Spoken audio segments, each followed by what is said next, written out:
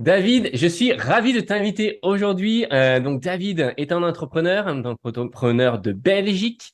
Il a écrit 2 bouquins, il fait du réseau social, il fait du coaching. Bref, plein d'expériences, plein de choses à vous partager dans l'épisode d'aujourd'hui et j'ai hâte d'apprendre tout ce qu'il a à nous partager. David, bienvenue sur les Marketing Automation Ninja. Écoute, tu es devenu aussi un Marketing Automation Ninja récemment et j'aimerais que tu te présentes rapidement, que tu présentes ce que tu fais, quelle est ta spécialité, ton background, d'où tu viens, ton expérience de vie, parce que on a plein de choses, tout ce que tu peux apprendre qui peut éventuellement aider notre audience. Yes, écoute, merci beaucoup pour l'accueil. Ça me fait super plaisir, j'adore co-créer de la valeur et je pense que c'est comme ça qu'on rend le monde meilleur. Donc merci pour cette opportunité de co-création. Donc moi je m'appelle David Valsi-Machinant, je m'occupe de l'académie businessbonheur.com et d'une activité qui s'appelle Pour Impacter, où on accompagne les entrepreneurs qui le souhaitent à écrire et publier leur livre business ou leur jeu dans une optique d'acquisition client. Donc généralement on a un objectif marketing et on utilise le jeu et le livre pour justement attirer ces bons clients. Et l'idée, c'est de contribuer à un monde meilleur, parce que pour moi, c'est un entrepreneur, c'est quelqu'un qui crée de la valeur avec ses produits et services. Et forcément, il y a un moment donné ou un autre où, quand on rend le monde meilleur à son échelle, si tout le monde fait ça, si tous les entrepreneurs font ça, par effet boule de neige, on se dirige vers l'épanouissement de l'humanité et de la planète. Top. Et donc, du coup, tu adores produire du contenu. C'est un petit peu notre dada aussi de produire un maximum de contenu et de la manière la plus simple possible. Est-ce que tu peux nous en dire un peu plus sur ta stratégie? Donc, tu as publié 2 livres, si je me trompe pas. Pour quelles raisons déjà tu es parti sur la publication de livres? Et voilà, donne-nous un petit peu quelle est ta stratégie globale et comment pour toi on devrait fonctionner en 2023. Yes, alors pour moi, la création de contenu, elle se recycle. Ça, c'est vraiment un premier point. C'est de se dire que tout ce qu'on va créer aujourd'hui, on peut le réutiliser. En tout cas, si on a cette stratégie en tête dès le départ. Donc, par exemple, l'écriture d'un bouquin, ça prend peut-être du temps, encore que on verra qu'il y a des astuces pour justement ne pas devoir l'écrire. Mais on peut recycler le contenu du bouquin en citation. On peut recycler le bouquin en audiobook. On peut prendre des extraits, on peut reprendre le contenu et en faire une vidéo, et en faire un podcast. Bref, même chose dans l'autre sens. On fait des vidéos, on peut très bien créer une structure solide et venir imbriquer le contenu qu'on a créé en vidéo, le faire retranscrire par un ordinateur par exemple, ou par un être humain, et en faire un bouquin. Donc en fait, pour moi, vraiment, la stratégie de contenu aujourd'hui, elle doit être définie en fonction des affinités. Est-ce que je préfère écrire? Est-ce que je préfère parler? Est-ce que je préfère la vidéo? Est-ce que je préfère le podcast? Et à partir de là, qu'est-ce que je peux en faire et comment est-ce que je peux, à partir d'un contenu, en créer plusieurs et surtout capitaliser sur ce que je crée? C'est-à-dire que je vais créer une vidéo aujourd'hui, mais idéalement, il faut qu'elle puisse être encore valable dans 1 an, 2 ans, 3 ans, 5 ans. Voilà, ça c'est ma vision des choses. Après, sur la partie qu'est-ce qu'on publie en termes de contenu, ça dépend évidemment du marché, ça dépend du client, moi j'appelle ça le client de cœur, ça dépend de tout un tas de critères, mais voilà, en règle générale, la stratégie c'est je crée des actifs que je peux réutiliser et sur lesquels je peux capitaliser sur le moyen et le long terme. Ok, super. Donc en gros, si j'essaie de résumer ta stratégie, on a des préférences parce qu'on est peut-être un introverti, on n'aime peut-être pas la caméra, ou alors peut-être parce que on adore écrire, ou alors à l'inverse, plutôt comme moi d'ailleurs, j'aime pas forcément écrire et je trouve ça extrêmement chronophage, alors que shooter une vidéo finalement est devenu simple.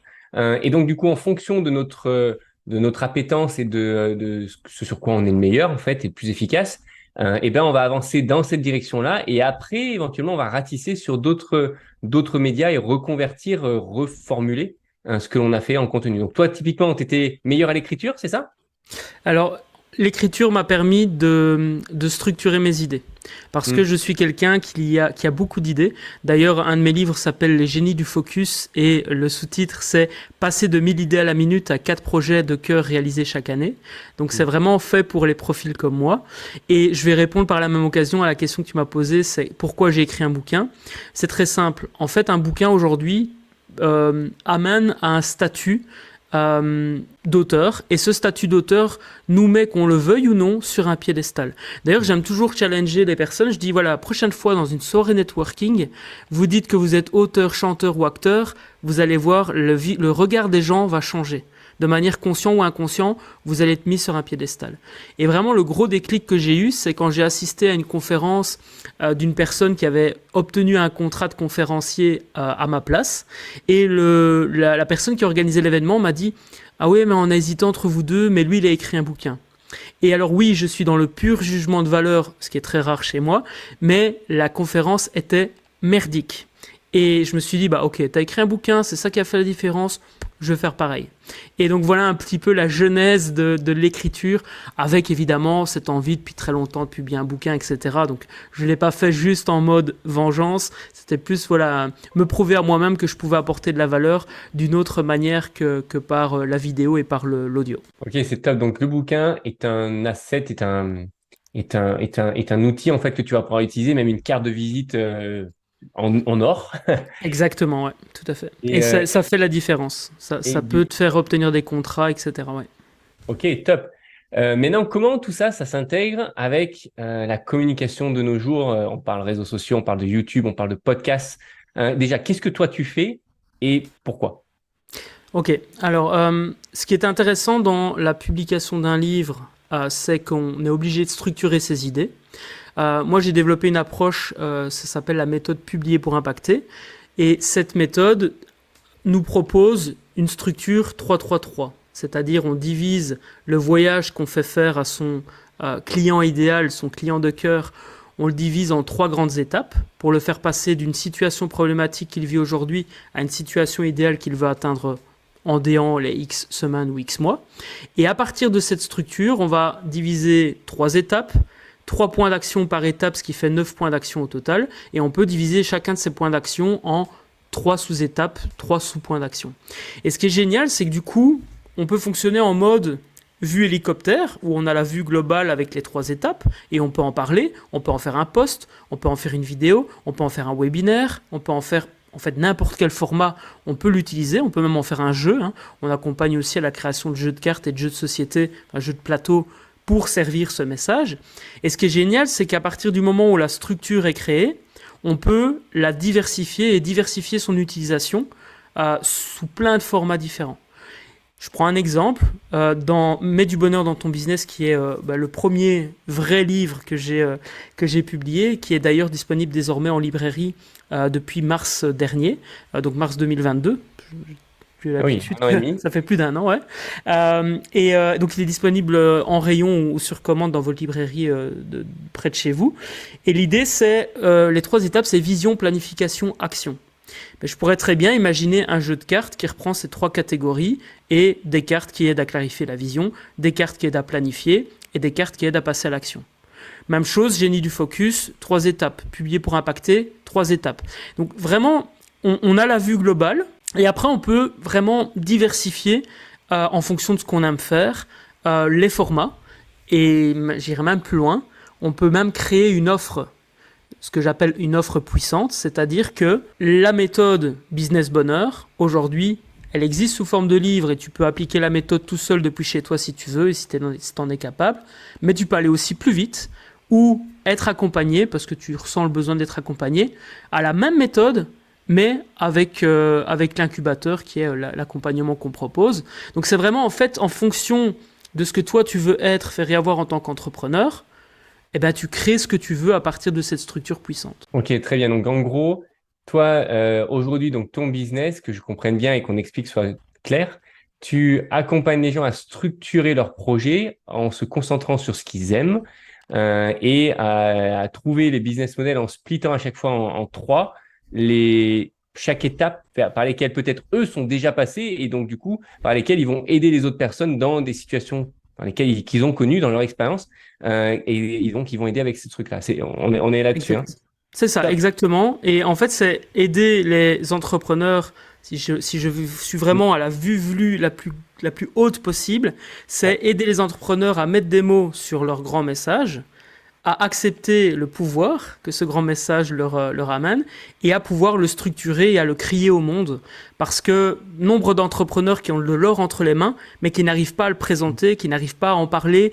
Et vraiment, le livre, c'est un très très bon exercice pour ça, pour s'obliger à structurer ses idées avec la méthode Publier pour impacter ou autre, peu importe. Vous pouvez essayer tout seul, mais l'idée c'est vraiment ça. Et c'est valable dans tous les domaines. Ici, j'ai une personne qui est experte en produits laitiers et elle a lancé une boîte qui vend des choses autour du produit laitier et elle va lancer de la formation et de l'accompagnement pour aider d'autres à faire pareil qu'elle. Là aussi, on est sur du 3-3-3. Et ça, c'est génial parce qu'au final, je trouve cet exemple génial parce que on pourrait se dire, ouais, mais produits laitiers, on n'a pas grand-chose à dire dessus. Si, il y a tellement de choses à dire. Même chose pour quelqu'un qui veut lancer une marque de vêtements, même chose pour quelqu'un qui est sexologue, quelqu'un qui aide les enfants, qui aide les parents, à amener au travers du jeu, faire que les enfants rangent sans râler. Bref, toutes les thématiques sont possibles et imaginables avec cette approche. Oui, aujourd'hui, on voit des tonnes de micro-niches exploser et c'est génial parce qu'il y en a quasiment autant que ce qu'il y a d'humains sur Terre. Donc, C'est c'est ça. super intéressant. OK. Alors, en parlant justement de niche et en parlant de comment est-ce qu'on trouve nos clients de cœur, comme tu les appelles, quelle est ta stratégie aujourd'hui en termes de production de contenu? Donc là, on a parlé beaucoup de tout ce qui était bouquin, tout ce qui était aussi création de jeux, etc. Mais avant que les personnes arrivent dans cette étape-là, il faut qu'ils t'identifient. Aujourd'hui, on parle réseau social, on parle de YouTube.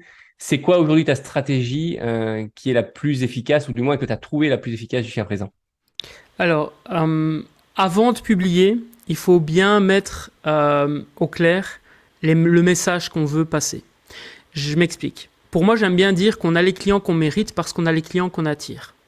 Et je prends souvent l'exemple d'un hypnologue. Un hypnologue, il peut aider quelqu'un à arrêter de fumer, il peut aider quelqu'un à perdre du poids ou à ne plus avoir une phobie. Cependant, ce qui est sûr et certain, c'est que s'il s'adresse à tout le monde, il va attirer tout le monde ou personne, tout est relatif. Par contre, s'il fait un message clairement destiné aux personnes qui veulent arrêter de fumer, il va forcément attirer des gens qui veulent arrêter de fumer. S'il fait un message clairement ciblé sur des personnes qui veulent perdre du poids, il va attirer des personnes qui veulent perdre du poids. Ça paraît con, mais rien que ça peut faire la différence. Et moi, je pars toujours de l'individu, c'est-à-dire moi, en tant qu'entrepreneur, qu'est-ce que je veux être, faire et avoir. Et donc, si je reprends cet hypnologue, peut-être que cet hypnologue a vécu la perte d'un être proche à cause d'un cancer du poumon, causé par la cigarette. Et du coup, peut-être que cet hypnologue, pour lui, ça fait beaucoup plus sens d'accompagner des gens à arrêter de fumer que d'aider des gens à perdre du poids. Même chose, imaginons un autre hypnologue qui a vécu la grossophobie à l'école et le harcèlement scolaire. Peut-être que pour lui, ça lui tient à cœur d'aider plus de personnes à perdre du poids. Avec la même technique. C'est simplement que lui, ça fait plus sens pour lui d'accompagner des personnes à perdre du poids. Et donc, à partir de soi, on recherche dans sa propre histoire ce que j'appelle le champ lexical puissant, c'est-à-dire des mots qui vont faire mouche à chaque fois. Par exemple, effectivement, grossophobie, harcèlement scolaire, dans le cas de cet hypnologue qui veut accompagner des gens à perdre du poids. Donc c'est vraiment des choses dans son histoire, repérer les mots-clés qui vont toucher le client de cœur qu'on a envie d'attirer. Même chose, perte d'un proche, cancer ou autre. Après, évidemment, on choisit les mots qu'on communique par après. Et ça, une fois que c'est fait, une fois qu'on a son champ lexical puissant, on va choisir le média qui nous correspond le plus. Alors, par exemple, moi, c'est le média qui me correspond le plus, c'est l'écrit et une image sur LinkedIn et la vidéo. Pourquoi ? Tout simplement parce que la vidéo, je peux la recycler en podcast et surtout avec Marketing Automation Ninja, on peut gagner énormément de temps en partant d'un contenu vidéo, on peut en faire un podcast sans avoir à chipoter et à faire de montage. Là, je laisserai les gens aller découvrir l'outil s'ils ne le connaissent pas encore. Et l'écrit, j'adore parce qu'aujourd'hui, ça me permet vraiment de synthétiser mes idées et à me forcer en fait à justement ne pas tout dire. Parce que trop dire, ça noie les gens. Et donc, il vaut mieux être court, être précis, du style, vous êtes chef d'entreprise, vous avez toujours rêvé d'écrire votre bouquin, mais vous n'avez pas le temps de le faire vous-même. By the way, discutons-en, j'ai une solution à vous proposer. Aussi simple que ça, avec une image, Et forcément, les gens qui se sentent concernés vont potentiellement nous contacter. Après, on peut être proactif, on peut regarder les gens qui ont liké, on peut regarder les gens qui ont fait un commentaire. Et ça, c'est tout le paradoxe de la création de contenu. Pour moi, trouver des clients avec la création de contenu, ça ne s'arrête pas à juste créer le contenu. Il y a du suivi à faire derrière, de manière manuelle ou de manière automatique, ou un mix des deux, bien sûr. Mais voilà, il ne faut pas croire que publier une vidéo sur YouTube, c'est ça qui amène directement le client. On doit mettre un système en place derrière de suivi, avec un entonnoir de vente, ça doit te parler, ou avec des systèmes automatiques ou manuels qui nous invitent à recontacter les gens de manière spontanée. Oui, complètement. Moi, je parle de funnel parce que je suis vraiment dans le mode très américain, mais oui, c'est essentiel de driver les personnes dans une direction. Et j'aime beaucoup le fait de se dire, on doit choisir la personne avec qui on a envie de bosser. Je vois l'exemple en fait avec Marketing Automation Ninja parce que nous, notre outil peut servir à tout le monde. Il pourrait servir à des grands comptes, il pourrait servir à des entreprises qui veulent faire des tutoriels, etc. Mais en fait, j'ai juste envie de me concentrer sur des personnes qui sont comme moi j'étais il y a quelques années, à se dire, allez, je vais lancer une chaîne YouTube, mais j'ai pas de compétences techniques au niveau vidéo, ça va me prendre un temps phénoménal, etc. Et j'ai juste envie de simplifier la vie de ces gens-là parce que je sais que c'est là que je vais avoir un énorme impact. Et je te rejoins complètement sur le fait de se dire, OK, notre marché, il est mondial, donc c'est déjà génial. On a notre outil ou notre solution peut fonctionner pour, je sais pas, 500 millions de personnes, et on n'en choisit que 10, quoi. Juste parce que c'est des personnes avec qui on a envie de bosser. Exactement. Après, rien n'empêche par la suite, quand on a plus de moyens, quand on a fait rentrer de la trésorerie, etc., de pourquoi pas diversifier ses sources de revenus et de multiplier les marchés. Mais c'est clair que quelqu'un qui utilise Marketing Automation Ninja et qui est tout seul et qui doit produire des contenus, etc., n'a pas les mêmes besoins que quelqu'un qui est dans une start-up et qui a potentiellement levé X centaines de milliers d'euros et qui peut investir dans peut-être quelqu'un qui va faire le montage ou autre. C'est pas les mêmes besoins. Et donc c'est important évidemment de partir de soi pour aller vers ce que moi j'appelle le client de cœur. Ouais. Ok, cool. Donc on a identifié à qui on s'adresse, comment on veut le faire.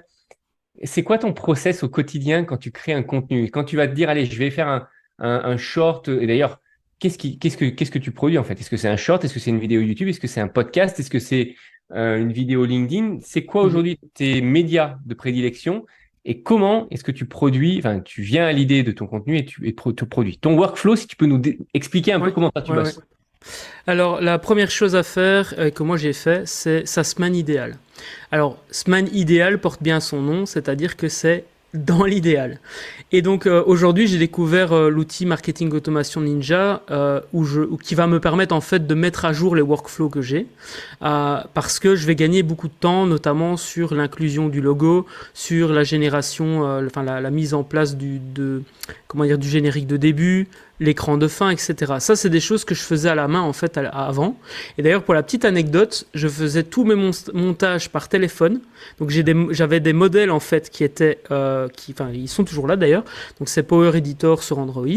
J'ai mes modèles avec mon logo, etc. Je réimportais le rush, je coupais au début, je plaçais le générique et puis je plaçais l'écran de fin et je trimais. Donc je coupais le début s'il y avait des trucs à couper, je coupais la fin. Ça, ce sera plus nécessaire puisque maintenant il y a Marketing Automation Ninja. Pourquoi je le faisais sur le téléphone? Pour deux raisons principales. Premièrement parce que je filmais avec mon téléphone, donc c'était beaucoup plus facile. J'avais pas besoin de transférer les fichiers.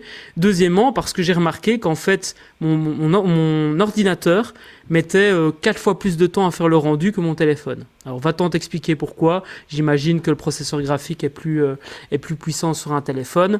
Et c'est fait pour ça, entre guillemets, je veux dire, évidemment, je dois laisser faire le rendu. Ça, c'était la particularité. Je pouvais rien faire d'autre pendant ce temps-là. Bref. Donc ça, c'était avant. Maintenant, moi, ce que j'ai décidé de faire, vu que je vais pouvoir automatiser certaines choses, notamment l'ajout du générique, l'ajout de l'écran de fin, transposer l'épisode vidéo en épisode audio, etc. J'ai décidé de publier un épisode de podcast chaque mercredi. J'ai décidé de publier une citation, je vais le faire dans l'ordre. Le lundi, c'est une citation. Le mercredi, c'est un épisode de podcast. Le vendredi, c'est un article de blog. Et là, j'aspire à pouvoir même faire que l'article de blog soit généré à partir de la vidéo podcast que j'ai produit le mercredi. Ça, c'est dans un idéal, encore une fois. Et je pense même que je vais tester, parce que on est en mode amélioration continue, hein, donc c'est un process, et je pense que c'est important pour les personnes qui nous regardent de bien prendre conscience que un process peut être amélioré. Évidemment, il ne faut pas passer du temps à perfectionner quelque chose que personne ne voit, mais je pense qu'on peut améliorer ces process de semaine en semaine. Et donc, peut-être que je vais même produire 4 épisodes en une semaine et être tranquille tout le mois. Je sais pas encore, je vais réfléchir à ça, mais c'est vrai que j'imagine pas mal faire ça. Ce qui me prend le plus de temps, c'est trouver les mots-clés pour positionner la vidéo sur YouTube. J'avoue que j'ai pas encore pris le temps, je maîtrise pas encore les outils pour bien référencer mes vidéos. Donc là, au niveau des sujets, moi j'y vais un peu à l'inspiration. Mais dans mon idéal, ce serait d'avoir dans le process justement de production, de bien avoir en amont les mots-clés et les thématiques que je vais utiliser. Et je sais par exemple qu'il y a un mois qui va parler de telle thématique, un autre mois qui va parler de telle thématique, et où l'objectif c'est de positionner ma vidéo par rapport enfin, dans le plus haut possible dans le classement YouTube pour favoriser évidemment la vue par l'algorithme et tout ça. Mais ça, j'avoue que je ne maîtrise pas encore, donc j'y vais un peu plus à l'inspiration. J'ai un sujet qui m'inspire, hop, j'y vais. Au niveau des shorts, et comme ça je clôture sur cet aspect création de contenu, les shorts, j'ai pris l'habitude, parce qu'il y a Amaury qui le propose, de transposer en fait mes contenus long format, de les réenregistrer, de prendre le temps de les réenregistrer sous format shorts. Avant, ce que je faisais, c'est que je découpais des longs formats, sauf qu'effectivement, il n'y a pas de cohérence, ça prend du temps aussi, même s'il y a des outils qui existent comme Opus Clip, mais c'est pas aussi efficient qu'on le voudrait et j'ai perdu quand même pas mal de temps. Et donc ici, ça va beaucoup plus vite pour moi, vu que je suis dans l'élan de la création de vidéos du podcast sur le sujet A. Eh bien hop, je fais 1 ou 2 shorts sur le sujet A. Ça me prend 5 minutes max, puisque un short c'est 1 minute. On va dire le temps que je mette en route la vidéo, je me trompe une fois ou deux, je réenregistre. Ça va beaucoup plus vite. Et du coup, j'ai des shorts qui sont prêts sur les différents formats. Dernière chose à laquelle je pense, qui n'est pas encore mis en place, ce serait d'avoir une cohérence entre tout ça.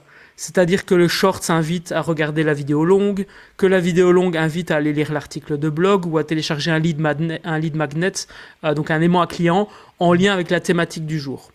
Et donc ça, c'est des choses, voilà, je suis occupé à vraiment créer un calendrier éditorial pour essayer d'avoir une certaine cohérence et faire que justement les actifs que je crée aujourd'hui servent à amener du trafic dans un sales funnel en anglais ou un entonnoir de vente en français. Imaginons par exemple Les génies du focus, le livre dont je te parlais tout à l'heure. C'est une méthode en lien avec le fait de pouvoir redevenir maître de son planning et de son temps. Eh bien, je vais imaginer des formats qui vont parler de cette problématique-là et ramener vers un premier produit qui s'appelle Instant Libéré, qui aide l'entrepreneur à libérer 1 heure par jour en 20 astuces pratico-pratiques. Et donc ça, c'est des choses idéalement à mettre en place, c'est d'avoir une stratégie globale, que chaque contenu qu'on crée serve nos objectifs. On va parler purement business, de chiffre d'affaires et de bénéfices. Et pour moi, c'est beaucoup plus large que ça, parce que les entrepreneurs que t'aides ou les clients que t'aides, tu crées un monde meilleur par rapport à ça. Mais ça, je l'ai déjà dit au début, donc... Pour moi, vendre, c'est rendre service au monde de manière plus large. Donc voilà. C'est cool. Cool. J'ai relevé à un moment donné le point sur la partie création de contenu, pas contenu, trouver des idées. Je vais juste partager un peu mon expérience, mais ça fait des années, moi, que je joue avec TalkBuddy, avec vidIQ, qui sont des outils justement pour analyser les titres SEO. Et j'ai trouvé, alors je ne sais plus comment, récemment, une astuce que j'ai trouvé juste géniale. Et je vais la partager, c'est d'utiliser en fait, de créer un compte Google vide que tu utiliseras quasiment que pour ça. Et en fait, tu vas sur YouTube et tu likes tous les contenus que tu aurais pu potentiellement créer. Et tu t'inscris à des potentiels concurrents ou des personnes qui parlent de méthodes similaires ou en tout cas qui apportent une proposition de valeur similaire. Et en fait, tu fais fonctionner YouTube pour toi. Parce qu'au lieu de demander à vidIQ, à TubeBuddy ou SEMrush ou peu importe l'outil, d'essayer de deviner finalement quels seraient les sujets qui pourraient plaire à ton audience, en fait, il suffit simplement de regarder pratico-pratique quels sont les sujets qui marchent le mieux sur YouTube pour quelqu'un qui aime ton audience, qui aime les personnes et donc tous tes concurrents. C'est ça. Et en fait, tu te fais travailler l'algorithme de YouTube pour toi. Tu classes par meilleure vue, plus récent, etc. et boum, ta machine à génération d'idées. J'ai trouvé ça juste génial quand j'ai découvert cette astuce. Eh ben écoute, c'est mon action de cette semaine. Et c'est intéressant parce qu'en fait, du coup, si j'entends bien, l'idée de créer un nouveau compte, c'est entre guillemets pour que l'algorithme parte de zéro, qu'on n'ait pas pollué peut-être parce que notre compte a 10 ans et donc on a liké peut-être des choses il y a 10 ans qui nous correspondent plus aujourd'hui. Et donc de vraiment se mettre dans la peau d'un potentiel client qui va Exactement. aller, mais liker, mais genre le truc à l'extrême, quoi. Vraiment que les trucs qui font sens et qui parle de ce qu'on a envie de parler. Et comme ça, l'algorithme va se nourrir et nous donner des pistes extra pertinentes sur le sujet ou les sujets qu'on peut aborder. Bah, écoute, merci Exactement. pour l'astuce. Ah ouais, j'ai adoré ce truc et je l'applique depuis quelques semaines et je trouve ça juste génial. Ok. Euh, aujourd'hui, si on avance un peu plus rapidement, aujourd'hui, tu publies des contenus, tu attires des clients. Comment est-ce que tu fais pour transformer ces personnes qui t'identifient sur des réseaux sociaux? C'est quoi le petit chemin par lequel elles Ouais. passent? Et comment, du coup, c'est quoi ton funnel de vente, en fait? Ouais. Alors j'ai plusieurs choses. J'ai premièrement le livre en free plus shipping, Ok? c'est-à-dire que ils peuvent recevoir le bouquin chez eux, ils doivent juste couvrir les frais de port, les frais de production. Pourquoi cette stratégie-là? Parce que les personnes qui commandent le bouquin sont déjà clientes. Elles ont Hmm. déjà inséré en fait leur carte bancaire. J'ai rien inventé. Pour ceux qui connaissent Russell Brunson aux États-Unis, c'est la même chose. Donc c'est un sales funnel à partir d'un bouquin. Ce qui est intéressant, c'est que dès la réservation du bouquin, ben, il y a déjà des upsells. Donc il y a deux upsells, il y en a un à 97 euros, c'est un atelier de 3 heures, pratico-pratique, tu repars avec la table des matières de ton bouquin. Et il y a un deuxième, c'est un challenge de 30 jours où tu es accompagné 15 minutes par jour, une action, à la fin tu as ton livre. Donc ça c'est par exemple pour publier pour impacter. Et donc j'ai répliqué ça dans les 3 axes que j'ai. Donc il y a l'axe alignement essence, c'est la notion business bonheur. Il y a l'axe conversion croissance, attirer ses clients de cœur, c'est publier pour impacter. Et il y a l'axe focus et puissance, c'est les génies du focus. Et donc j'ai 3 en fait entonnoirs de vente en fonction de l'affinité et de ce que la personne a besoin. Si un chef d'entreprise a besoin de libérer du temps, ben, ce sera plus génie focus. Si une entreprise veut augmenter son chiffre, ce sera publier pour impacter. Si un entrepreneur veut plus d'alignement, ce sera alignement. Voilà un peu pour comment est composée l'académie. Et donc ces funnels sont soit automatiques, Mhm. soit je lance des discussions du style qu'est-ce que vous pensez sur LinkedIn typiquement, qu'est-ce que vous pensez de cette thématique, avez-vous envie de faire un bilan sur tel sujet, etc. Et toutes les personnes qui laissent un commentaire, je les recontacte et je commence à tisser la discussion avec eux. Pourquoi c'est intéressant de faire ça? Parce que au-delà de l'entonnoir de vente qui est full automatique, le fait de tisser une relation humaine réelle avec des gens, eh bien, va renforcer le moment où ils vont rentrer dans l'entonnoir de vente. Et donc, par exemple, typiquement, quelqu'un qui va répondre à un commentaire, ah oui, ça m'intéresse d'écrire mon bouquin, je ne vais pas directement lui envoyer mon entonnoir de vente. Je vais plus lui poser des questions du style, ah pourquoi? Quel est le sujet que tu aimerais aborder? Pourquoi c'est important d'écrire ton bouquin? Et donc déjà, moi, ça me donne de l'information pour plus tard si je fais un appel avec lui. Euh, et, euh, et, euh, et pour terminer cette partie-là, ça me permet évidemment après de pouvoir justifier la raison pour laquelle j'envoie l'entonnoir. C'est pas en mode pub, c'est plus en mode ah tiens, tu m'as parlé de ça, je pense que ça pourrait être utile que tu lises le bouquin ou que tu assistes, parce qu'il y a aussi, ça c'est un autre entonnoir de vente, c'est des mini-formations, donc c'est 5 mini-vidéos et j'envoie un email par jour pendant 5 jours. Donc sur chaque thématique, il y a ça aussi, et donc c'est des entonnoirs et des portes d'entrée très différentes. Par contre, ces portes d'entrée, si on est comme ça au début, on va en mode entonnoir, c'est-à-dire que la seule offre que je propose aujourd'hui, c'est l'incubateur. Et l'incubateur Business Bonheur comprend un accompagnement. Je ne vais pas détailler ici, mais en gros, c'est un accompagnement et c'est la seule offre que je vends quand les gens sont arrivés au bout de l'entonnoir automatique. Et ça, pour l'instant, je le vends par appel avec moi. Donc, je Ok. passe une demi-heure, une heure avec les gens sur Zoom. Maintenant, je suis occupé à mettre en place une stratégie de webinaire pour remplacer ces appels et pour pouvoir passer de one-to-one au niveau de la vente à one-to-many, c'est-à-dire à une personne qui vend à 10, 15, 20 personnes qui écoutent le webinaire. Donc ça, c'est vraiment la manière dont moi je fonctionne aujourd'hui. Des entonnoirs au début, 3 thématiques, 3 painful, donc trois problématiques que le client de cœur rencontre. En fonction de ce qu'il a comme problème, il rentre par l'un ou par l'autre, mais il est dirigé vers un appel avec moi qui propose l'incubateur. Ouais, et du coup, si je comprends bien, si on reprend l'analogie de l'hypnothérapeute, toi aujourd'hui, tu as certaines connaissances et tu as une certaine pratique et des frameworks qui peuvent fonctionner pour plusieurs personnes, mais ces personnes-là, elles viennent avec des besoins, enfin, elles veulent quelque chose totalement, radicalement différente. Et en fait, c'est la différence entre ce que tu veux et ce dont tu as besoin. Et elles ne sont pas forcément Exact. conscientes de ce dont elles ont besoin. Donc, tu crées un entonnoir spécifique pour ce qu'elles veulent. Si toi, tu veux arrêter de fumer, si toi, tu veux perdre du poids, si toi, tu veux, etc., tu as un funnel spécifique. Et en fait, ces funnels t'amènent progressivement vers un seul et même offre finalement globale qui est, si je reprenais l'hypnothérapeute, mais pour toi, qui est ton académie. C'est ça, tout à fait. Et c'est exactement pour cette raison, il faut vendre au client ce dont il a envie et après lui donner ce dont il a besoin. Et ça, Ouais. c'est en marketing extrêmement puissant. Et tout comme quelqu'un qui utiliserait marketing automation, Ninja viendrait peut-être au début pour ne pas devoir faire le montage à la main, mais après il se rend compte qu'en fait ça fait bien plus que ça.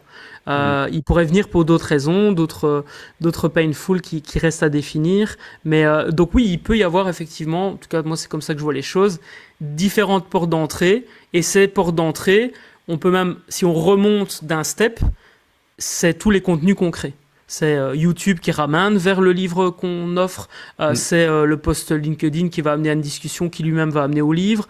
Ça peut être un article invité, ça peut être le podcast qu'on fait ici par exemple. Bref, tous ces contenus-là vont amener et doivent idéalement amener et servir cette stratégie. Et c'est pour ça que tout à l'heure je parlais d'actifs.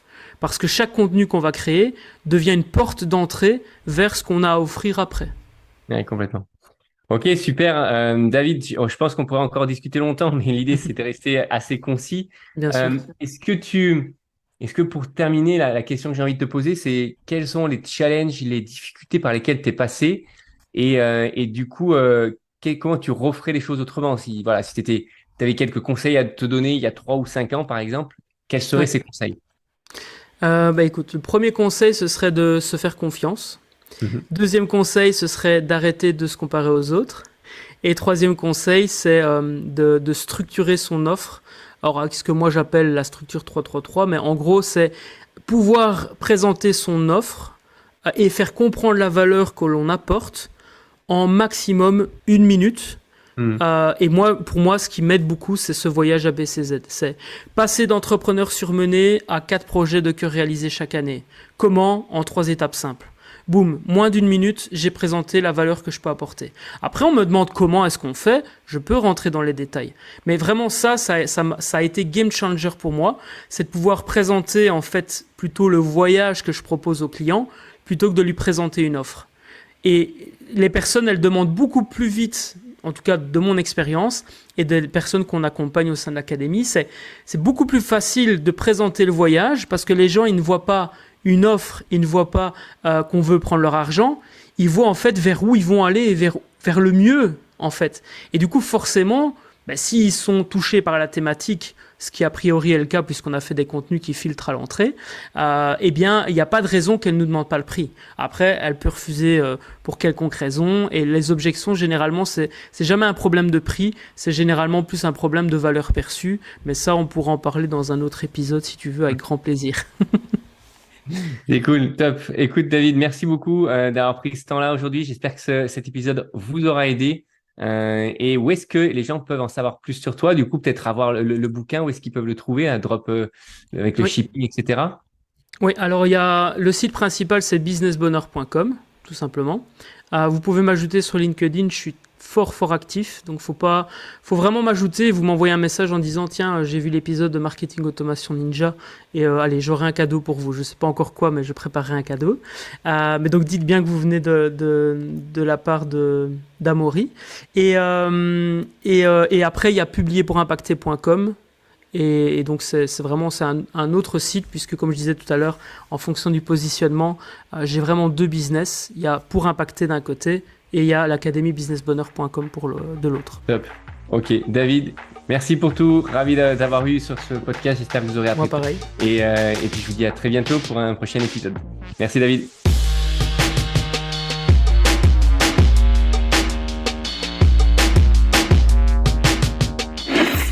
Marketing Automation Ninja.